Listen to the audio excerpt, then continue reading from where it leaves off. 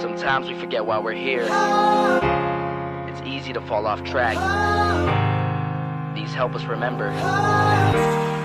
These battle scars don't look like they're faded, don't look like they're ever gone away. They ain't never gonna change. These battles. Growing up I had a dream, something no one else could see.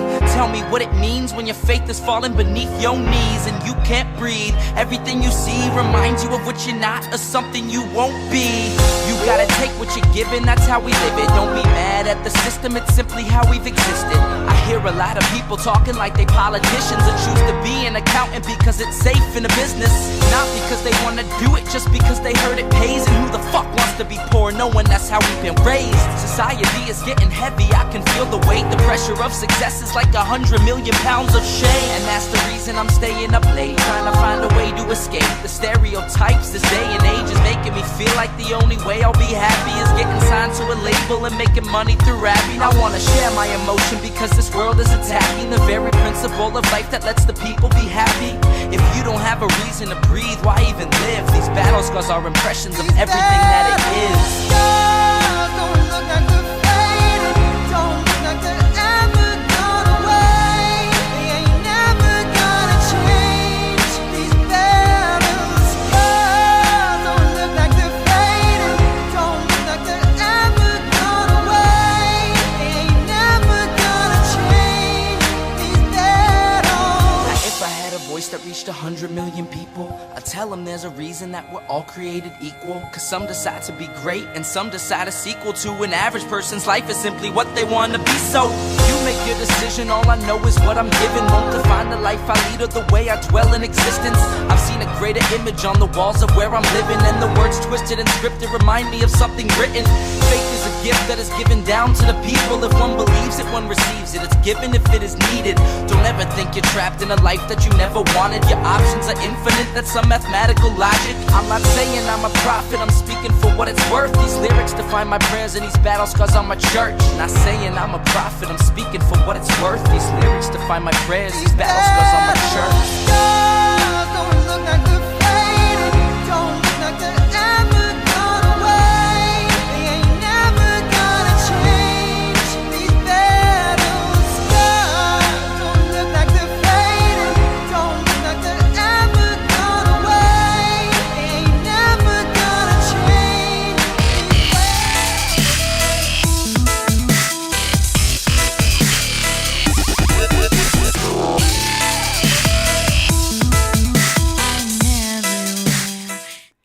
Well, hello everyone, how are you doing? And Dave Davis is asking if the show restarted. Sure hope not.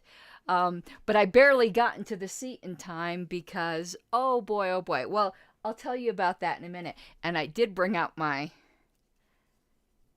Oh, the batteries are dead on it. Well, it'll still work. I need to put some new batteries in it because it usually lights up my magnifying glass because these old LP News are tiny. But I got all kind of just schmutz on it.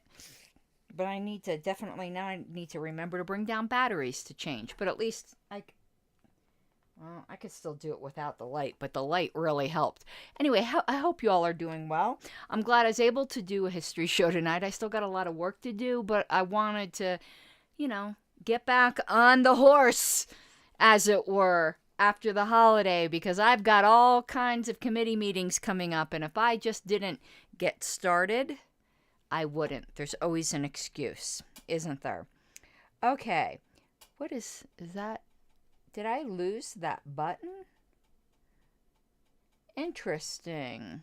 Okay, well, because I was going to do my sponsorship, I found the button.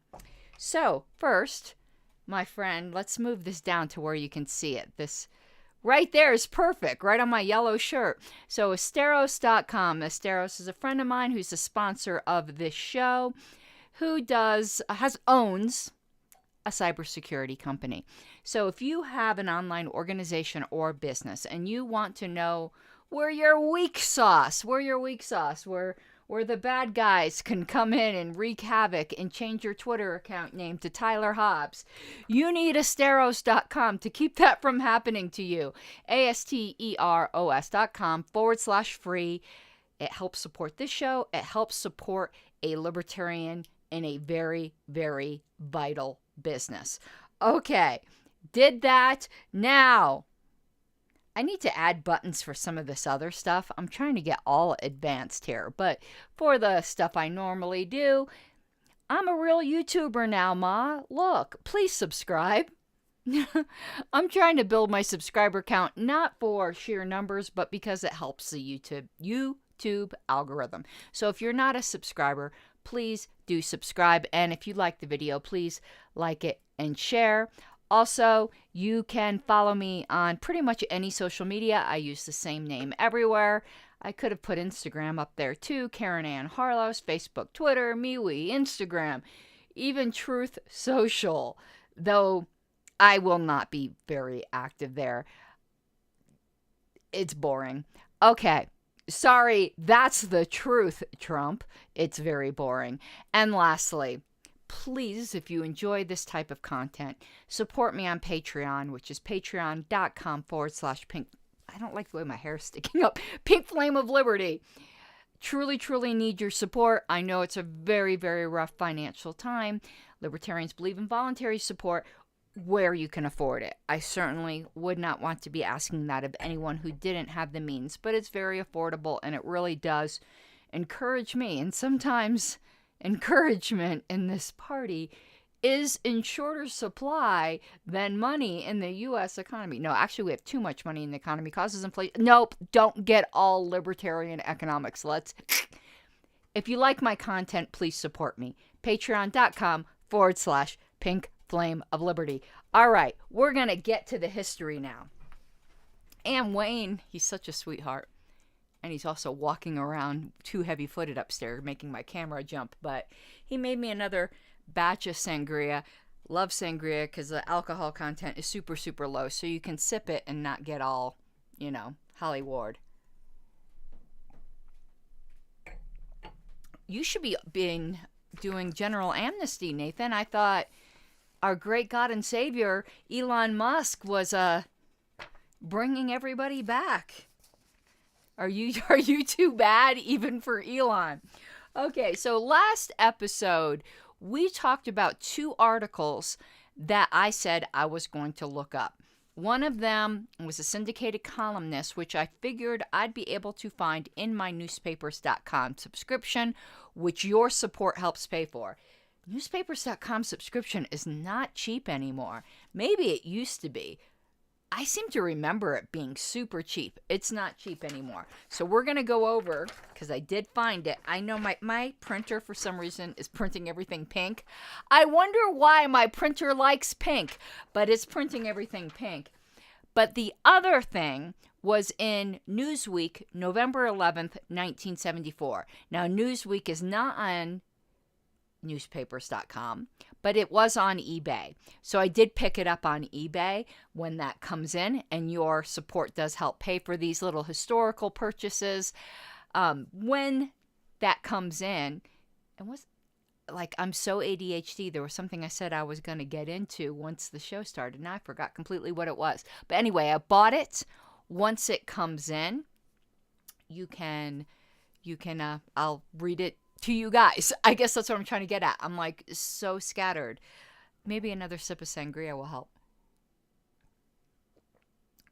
Oh, interesting what I was going to tell you. For those of you who watched the show last night, where I got into a little bit of Castle Rock history. God help me if I get into another historical project. I think Wayne will say that's enough.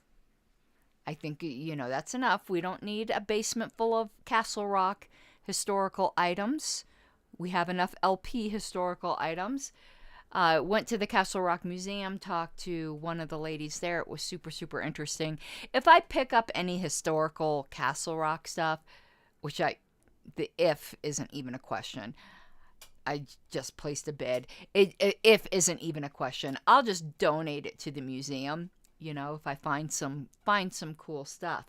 But you guys might remember that if you didn't watch last night's show, how I was so obsessed with finding out the history of Heritage Park. Well, I did get a lot more information when I was at the Castle Rock Museum. So I have some more some more little tidbits to chase down. But I posted on my wall also that building I was kind of investigating, trying to figure out if the front door was always the front door. Well, I found another old picture, and it was, but the side door that I talked about was also the side door. For those of you who are just interested in all these weird rabbit trails that I pursue historically. But now we're going to get to LP stuff. But before we do, I'd like to remind you that all super chats matter. So again, that's another way you can support the show that I do truly appreciate.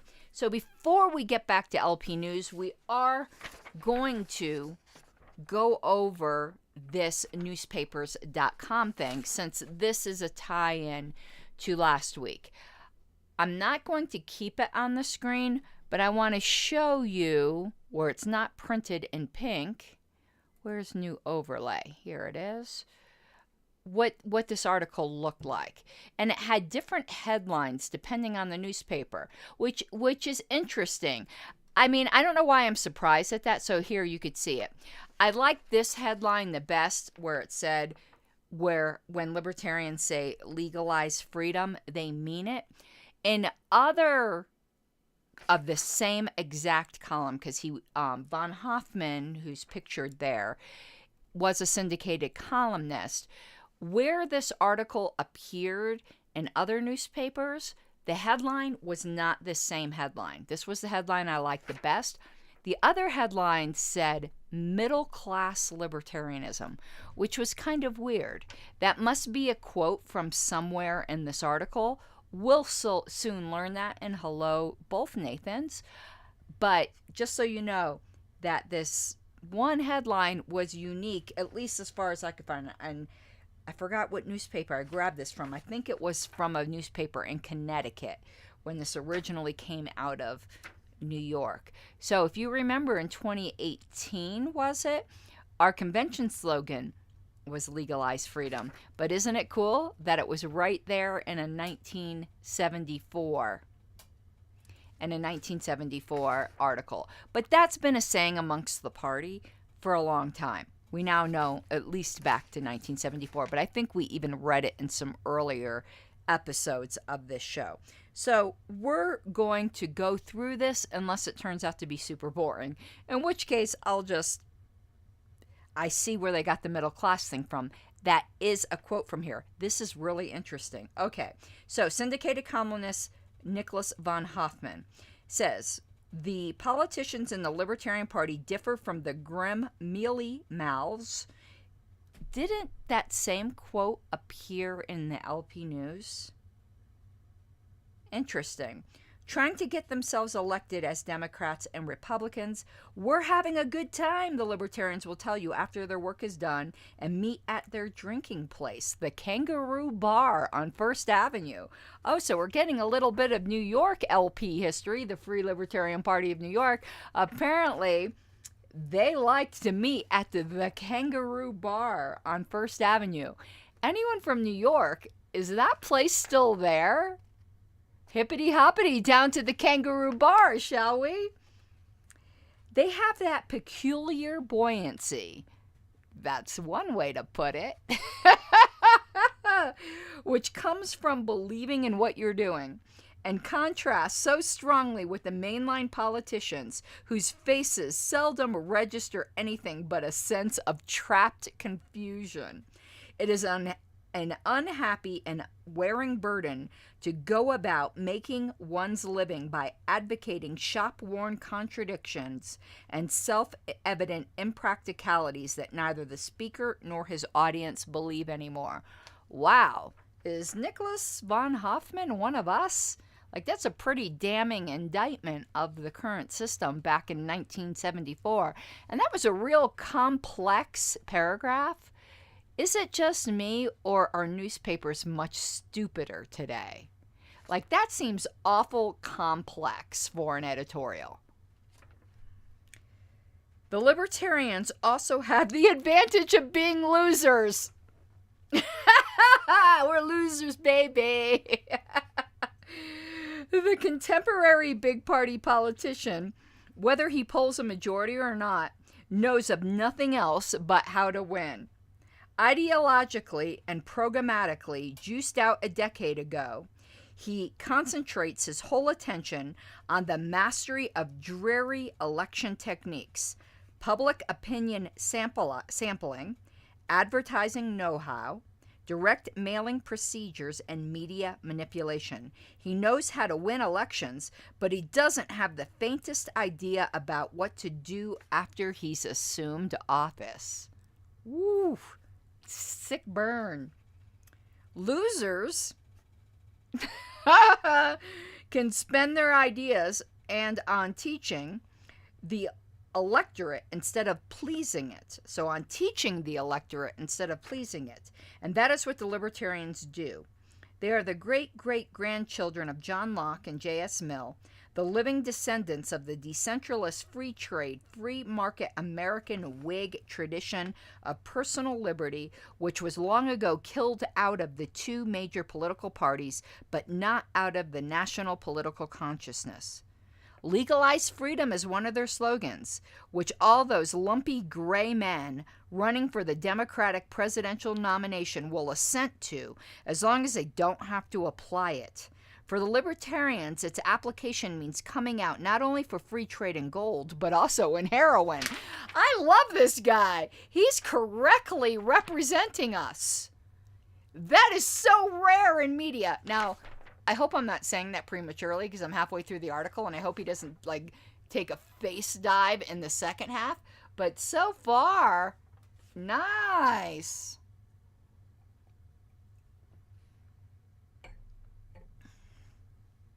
Okay, let me find where I was at here. It means dumping the Lockheeds, the Franklin National Banks, and the Penn Central Railroads, and exchanging the present public school system in favor of one which provides parents with vouchers or script that can be used as payment for tuition at any school of their choice. That's a slight representation. The libertarians, of course, we weren't ever officially, I know some libertarians personally are, but as a party, we were never against vouchers, but that was never our end goal. Our end goal was always complete privatization and no coercive funding of education. It means a massive and serious reorganization of society, carved and gobbled up by big government, big politician, big unions, and big corporations. As such, the Libertarians have much in common with George Wallace's American Independent Party. There is a difference in the type of person the two attract, however. The AIP tends to pull more factory workers and small businessmen, while the Libertarians get more white-collar workers and professionals. They're also better educated and younger. Few libertarians are over 40. So interesting. They're saying we weren't blue-collar enough at this point.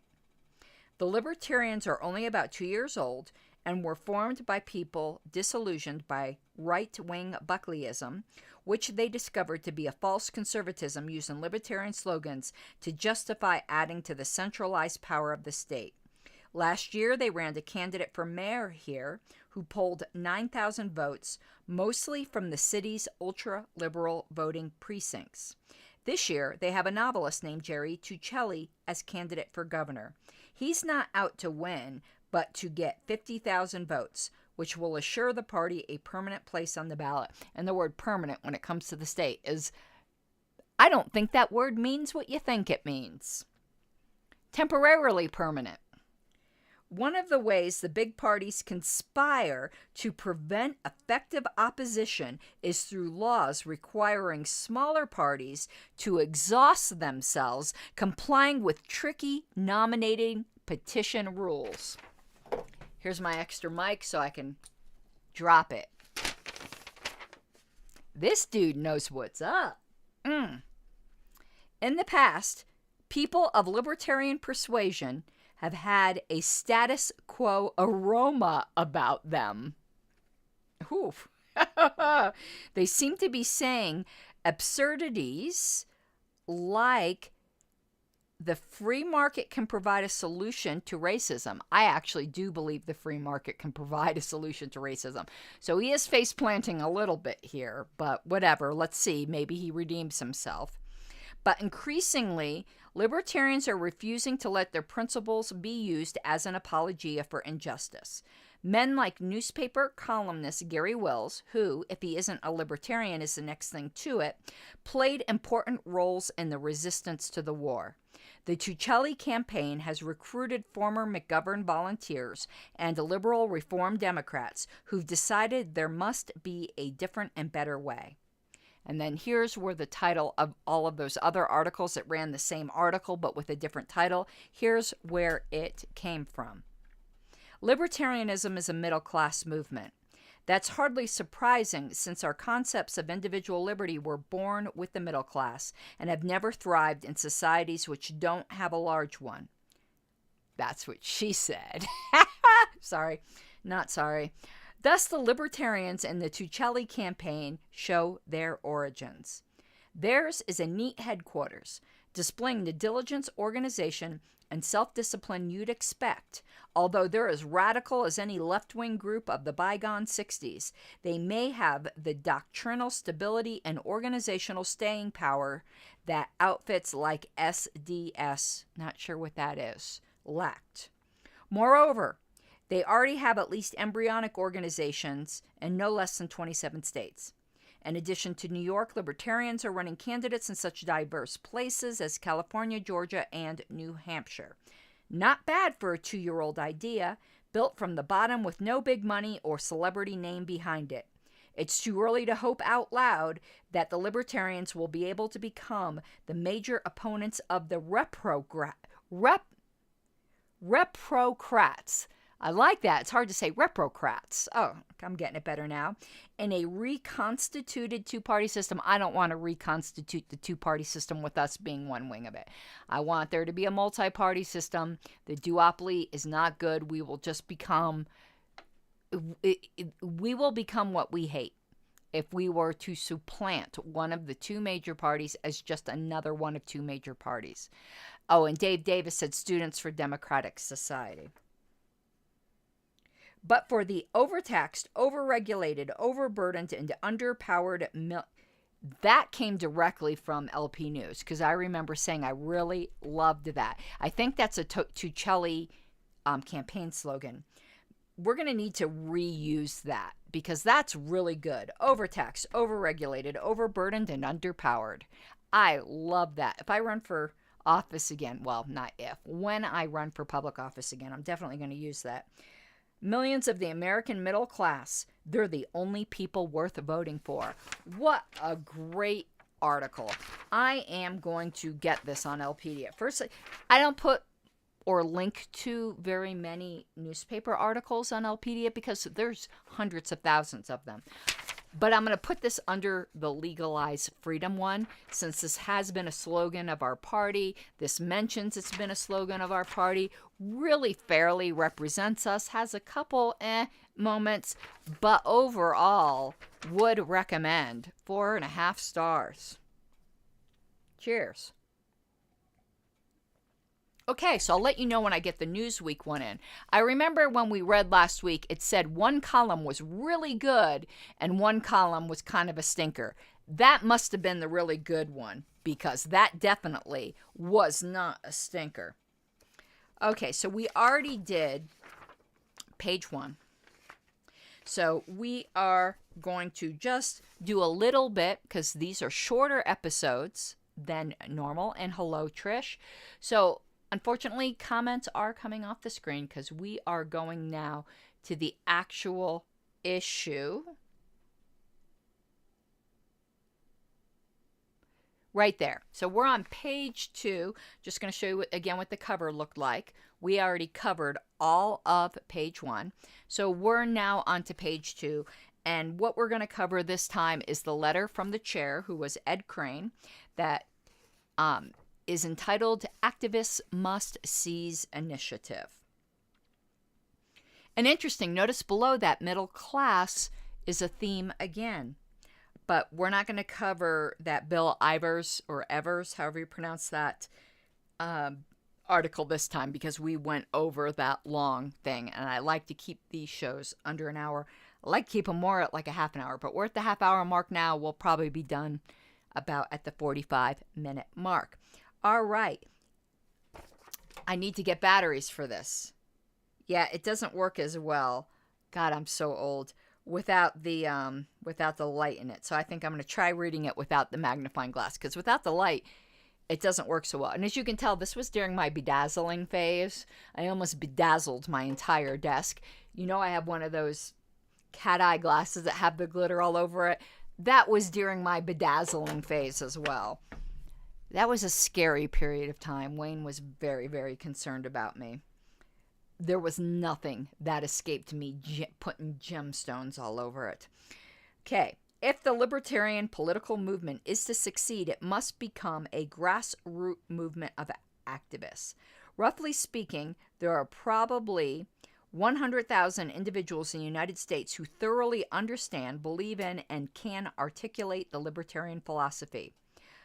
Approximately, I can't read this percentage, 5% of them are dues-paying members of the Libertarian Party. Of those 5,000 party members, about 10%, or 500, are what could properly be termed activists. So, as far as political libertarianism, what Ed Crane is saying is in 1974, we had 500 activists. That seems about right, actually. The publicity that the LP has generated in recent months, documented elsewhere in the LP News, is due primarily to the work of those activists. And don't underestimate the importance of that publicity. Public recognition of the LP is remarkably high given our present size and financial resources. The groundwork for future growth has been laboriously laid by a very small percentage of libertarians who have made the decision to commit a portion of their time and effort to publicizing the radical ideas that is liberty. It's very poignant here when you look back on 74 and you think back to those 500 people he's referring to. And I start to get angry, internally angry at some of the shit that's going on in this party, where you have people who are actively looking to harm the movement now because they don't like so-and-so or they don't like a certain LNC or whatever. You want to know who you're shitting on? You're not shitting on the current LNC. You're shitting on these 500 people in 1974 that gave a good portion of their life to get us to where we are today. If you don't like it, work to change it. But working to burn something down, in the words of an obnoxious Swede, how dare you? But I mean, it really just gets me mad when I look back at all the work of these people of history. And then you have assholes like those people in Virginia who thought that they could just meet in a secret meeting and vote to dissolve the Virginia party. Well, we see how well that went. I'm going to be at a Virginia convention this coming up Saturday. Take that, bitches. But these are the people you're shitting on and all your arrogant, entitled nonsense. I got a little preachy there. Wayne, what did you put in the sangria? My purpose in this article is to speak to what I believe are thousands of libertarians who are willing to work, but one, don't know what to do or where to begin, or two, have assumed that a massive political LP machine is already doing the work. There's never been a massive LP political machine. Speaking to point two first, let me assure you there is not a single state or country LP organization in the country, I think he meant county, that cannot productively put to work volunteer labor. That's still true. If you haven't been asked to lend a hand in your area, it doesn't mean that there's nothing to do. What it probably means is that there's a need for leadership to get things organized and moving. I suggest you take the initiative. That is still true today. Just a mid-show reminder again. Sorry to keep doing this kind of stuff, but it is very important to keep this show going. As always, all super chats matter, and if you are enjoying the historical work that we do here, patreon.com/Pink Flame of Liberty. Continuing, things to do.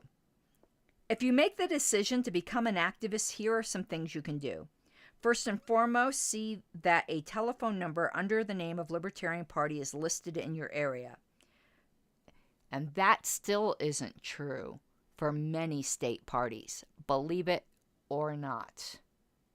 Like if you call, does anyone even call information anymore? Does information even still exist? God, the world has changed so much. Is 411 still a thing?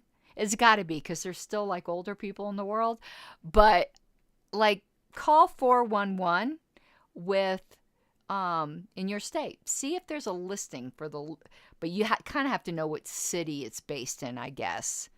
But just try to find out if there's a phone number for your state Libertarian Party.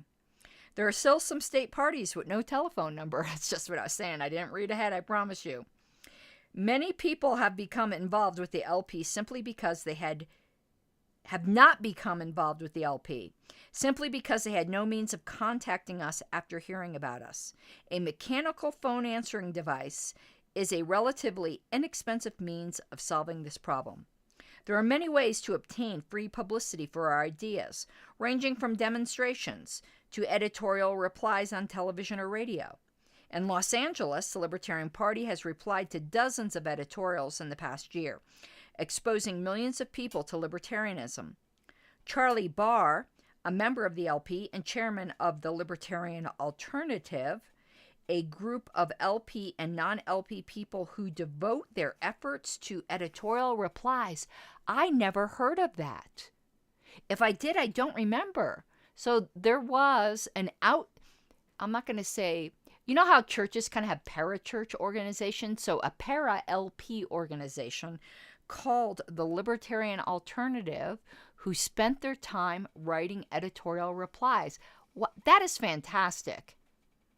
Was the only opponent of an LA rapid transit boondoggle to challenge the issue in the media, and rapid transit was defeated. If you hear an editorial that smacks of statism, and most do, make an effort to reply to it. If you're camera shy, tell a libertarian who isn't what you heard. And then it has letters to the editor. Another area where we can make an impact is in letters to the editor of newspapers and magazines. I make it a practice to write one whenever I read something particularly obnoxious.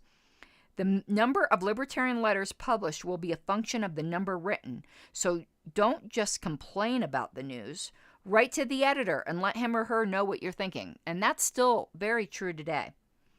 A speakers bureau is being organized by the National LP, but there is no reason why they shouldn't be organized on the state and county levels. There are numerous organizations looking for interesting speakers, and we can gain important forums by making ourselves available. Ex-Com member Bob Meyer of Illinois has been averaging 10 speeches a month to civic organizations in the Chicago area. I've been speaking to business groups, the League of Women Voters, and even high school classes since becoming chairman. People are looking for an alternative to the disastrous current state of affairs. They will listen to us if we take the time to contact them. All of that is still absolutely true today. Ballot status. In about half the states, we stand a good chance of gaining ballot status in 1976. I like that word better than ballot access. I've railed about how I think the term ballot access is deceptive. Ballot status. I like that term much, much better. If you've been hesitant to have meetings of local LP members because there was quote-unquote nothing to do, consider starting your ballot drive today. Write to the national headquarters for a summary of the ballot requirements in your state. Also, 1975 will offer many local election opportunities for us to get our feet wet in political organizing, running candidates for office. If your state party is not sending out direct mail solicitations for membership to different groups, get some friends together and do it yourself. I'm just going to stop right there. We are a very limited movement, and there is only so much the National Party can do. And I see far too much in the party going, X needs to be done. The National Party should do it. You want to know what I say? If that's your passion and X needs to be done, you should do it. Now, perhaps the National Party can assist in some way. Maybe they can have an official committee. But if it's your passion and you see it needs to be done, all I can say is thank you for volunteering. And I do put my proverbial money where my mouth is. In 2015 and 2016, I said the party's history needs to be preserved. And look where I am now. I am still a person actively involved in preserving it. The LP set us up with a committee, but the work is still done by volunteers who believe this should be done. It's not the work of the LNC. You need to stop thinking that way. I thought history should be preserved, so here's my ass, preserving it. Okay, where am I at here? Medical societies, lawyers, businesses, Mensa chapters, and even local Republican and Democratic clubs are worth contacting. The main thing is to get LP literature out to as many people as is possible. Don't wait for others to do it. It might never get done. Last, supper groups. Of growing popularity in a number of cities around the country is a Libertarian Supper Club, or some such name, wherein a group of libertarians gather once a month to hear a speaker after dinner at a restaurant. These meetings are good, and we still do this in Douglas County. These meetings are good opportunities to introduce non-libertarians to the movement. Also, don't underestimate the value of writing to your congressman, senator, or local politico.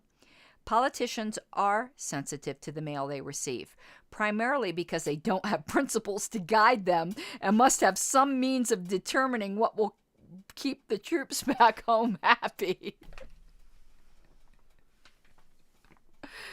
God, I love libertarians. Oh. Do the thinking for your representatives before he can do it for you. For any reason you are not in a position to get actively involved in LP activities, remember that there are hundreds of people who are. What is holding back many activists is a lack of finances. I urge you to contribute whatever you think you can afford to your local, state, or national LP. The national operation is capable of getting out more press releases, more literature, and more publicity, but for a lack of money. Our office and part-time staff cost close to $1,000 a month to maintain, and we urgently need contributions to keep things going. And that also is true. lp.org/donate or lp.org/join, where you can become a dues-paying member. Would super, super appreciate it. Oh my God, we need that. We always do. But particularly in rough economic times, in a downturning economy. Dues only cover part of the expenses of running the party, but to date only a small percentage of members have made contributions. Invest your time and money in liberty while there's still time to do it.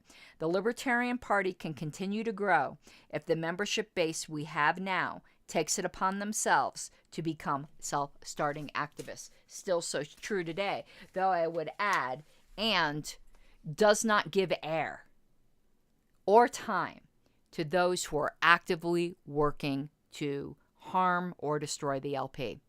We seriously need to smother that type of stuff. I'm talking about that kind of stuff, not speaking bad. Obviously, I'm not saying to go out and literally smother your opponents, but I am saying let their toxicity die for lack of air. I no longer give it air, and I haven't been happier. Still have my down moments because some of it still breaks through the boundaries, but very, very little. You will be happier for it. The LP will be happier for it. That does not mean not listening to legitimate and constructive criticism, and sometimes that can be tough to discern the difference. But I think at the extremes, we all know the difference. We all know truly constructive criticism, and we all know truly destructive criticism. And the truly destructive criticism, we just need to be like, bye, Felicia. Seriously, that's it. Enough time and air has been spent on that. People who go running, defaming other libertarians to the Daily Beast, or the Southern Poverty Law Center or any such things should be persona non grata in the party. That is my position. You're not going to change my mind. All right, everyone. I hope you enjoyed. Oh, we're right at the 45-minute mark. That is perfect. And Dave, was it you that sent me that really cute video of your cat going like this to Bunchy on the screen? That was absolutely adorable. I still haven't had time to update my patron thank yous at the end, but there have been some people who have had to drop due to financial circumstances. People do tell me the reasons why they have to drop, and that has been it each and every time. None of it has been, I no longer agree with you, or I no longer support what you're doing, or I think your content sucks. It always has been, unfortunately, financial circumstances. So if you are blessed to be able to become a patron, you would really, really encourage and bless me at patreon.com/Pink Flame of Liberty. Otherwise, I hope you have an awesome upcoming week. I will be in Virginia again this weekend. Probably will not have any shows this upcoming weekend because of that, but I'll try to make up for it during the week. You have an awesome week. Mi guapas de Libertad.